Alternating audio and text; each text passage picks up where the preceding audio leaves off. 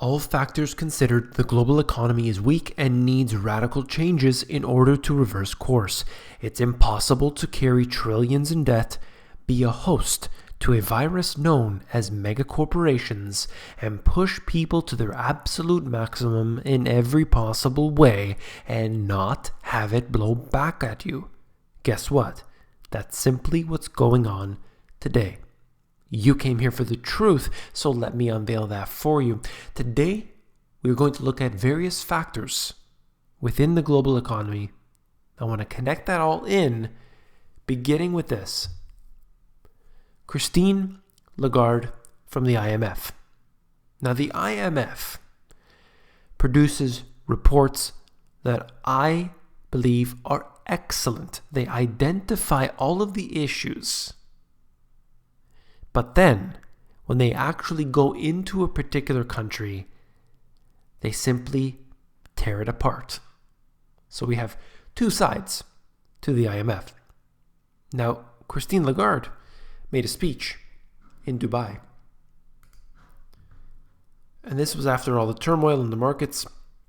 And she said this: "I'm ringing not the alarm signal, but the strong encouragement and warning signal." Okay? I believe that she can't be there to say, okay, now's the time to panic. And they are always too late to the party. I think we should be very concerned about the information that we get from the IMF. But in general, when you have a person at this level, it's got to be mostly propaganda. So let's get into the next issue here. When you look at all of this, understand, underlying all that, you have individuals who make up the middle class, and these people are pushed to the absolute maximum. Doesn't matter what country we look at, you can see that, for the most part, people aren't doing well. Here, in this particular country, public servants work up to 1,000 hours more than their OECD counterparts a year. In fact, it's so bad that they have to actually shut the power down at 8 p.m. on Fridays to say, that's enough. They're so overworked. People are unable to afford homes. Even though they've been working themselves to the bone, they simply can't buy a house. It's too expensive. Everything is messed up these days. So it goes through and breaks down all the hours and everything. I will spare you and just look at the chart. Hours worked. On the left-hand side, you'll see it goes up just over 2,000. And I want to look at the top few countries here. Whether it is this country or Costa Rica, Mexico, Greece, Russia, and so on. Look at the US in the green, Canada in the red, and all the way down, you see Germany. Also having Denmark, Norway, and Netherlands. Total hours per worker. That's what we're looking at. And you can see that an individual here has to work significantly less than an individual down at this end. Hours per year. But what about the standard of living? Does working more hours get you more stuff? Does that pay off your debt faster? What advantages does working longer hours on any given year do for you? And unfortunately, the way it works is average person working that standard 9-to-5 job, either way, they're going to get the short end of the stick. People ultimately work as many hours as they are required to do. Sometimes there's overtime, sometimes not, depending on the job. Sometimes they work overtime. They're not getting paid a dime for that. Well, I look at this as people are pushed to the maximum in their, starting from their student debts, their credit cards, their mortgages. Speaking of mortgages, look at a place like the Netherlands, where they are able to finance more than the entire value of their property. So surely people are going to be pushed into debt. Massive quantities of debt. In Denmark, the first country I've heard about that was actually paying people a small amount of money to take out a mortgage because of negative interest rates and variable that they were basically taking advantage, obviously, but it's just truly unusual historically what's happening today. So how are people going to ever get out of this? Particularly when we look at a situation like debt, which has become a very big burden. It has taken a little more than 6 months for the US national debt to grow by $1 trillion. A quick clip that has little precedent over the nation's recent history. Last week, the debt hit $21 trillion for the first time since September.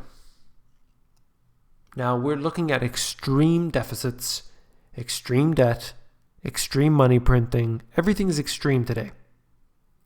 There's no real sort of normal sense anymore. That's the way it seems anyway. So you have the nation that's in debt. You have corporations that are in debt. And you have people that are more in debt today than ever before. And there are countless individuals out there who believe that the debt, since it doesn't exist, or perhaps the excuse might be that we owe it to ourselves, or it's manageable, or any of this. Look at what happened with Greece. Number one, they had excessive debt. And what did they do? The IMF swooped in and said, you are going to now have to sell off your precious assets. This happens regularly. Look at what happens to individual countries that find themselves in debt. They have to default, they have to give up assets, they have to sell off things that they necessarily never wanted to do, but that's just the way it works. Particularly if the IMF comes for you. So understand that it's very important. Look at the national debt, how quickly this has grown. The 1 trillion increment, you could see these dots here. But regardless, we know where the direction is headed. Pension funds. I wanted to cover this in here, but I didn't necessarily have enough material for an entire video. So I just wanted to make sure to mention this. Moody's. They said that the state, federal, and local government pensions are $7 trillion short in funding. $7 trillion. Let me tell you something. If you're ever in the anticipation that you require a pension at some point down the road, and this is the only way that you are going to be able to make your income, it's that pension. I assure you right now, you need to change course. You need to figure it out because that money's not coming to you, at least not all of it. There's no way. It is impossible. Mathematically, and simply just by looking at it, you can get a good idea, a good sense of it all. A corporate pension fund and corporate pension funds underfunded by $375 billion. Of course, corporate as well. They're not paying back either. They're going to eliminate these programs, at least on the corporate side. They can phase them out. But on the, different state, federal, locals, they're not going to be able to just say no. They're going to have to make some huge political leaps. They're going to have to get people fired. There's going to have to be all kinds of madness in the streets. It's going to be a lot worse, that's for sure. Now, they make the claim here, what's happening? Well, the investment returns are too low. That's why they're getting in to more risky investments. All right? They also talk about interest rates in there too. And speaking of interest rates, there's something called the revolving door. The revolving door, I'm sure you've heard the term before, but for those who don't know, the revolving door is basically industry and government being one in the same. And this is something that a lot of people don't realize, or they simply don't factor it in. But it's important. When you have a company, whether it's JP Morgan or Goldman Sachs or any of the other big institutions, they ultimately have many of their alumni working in government, and then vice versa. So they're constantly trading back and forth, back and forth. And the average person would say that that's good because they had an important position previously, and now they are working within the government. They're going to be able to make sure everything is steady, it's stable, regulations are being dealt with, and all this business. Well, they write the laws, they influence, they have their lobbyists come in, making changes by buttering people up, whining and dining, making sure that everybody's on the same page. The central banks and the commercial banks and the big businesses are all one and the same. Interest on excess reserves paid to banks. As interest rates rise, it's quite interesting that these excess reserves, which are not being put back into the economy, is simply making banks richer. What a scheme that is. Truly. Fed on track to pay banks $46.5 billion in 2018 if the Fed hikes rates 3 times. Federal Reserve Bank's interest expenses on depository institutions' reserve balances. Look at what has happened here. Very interesting. And ultimately, we'll be covering this as time goes on. And then we have this.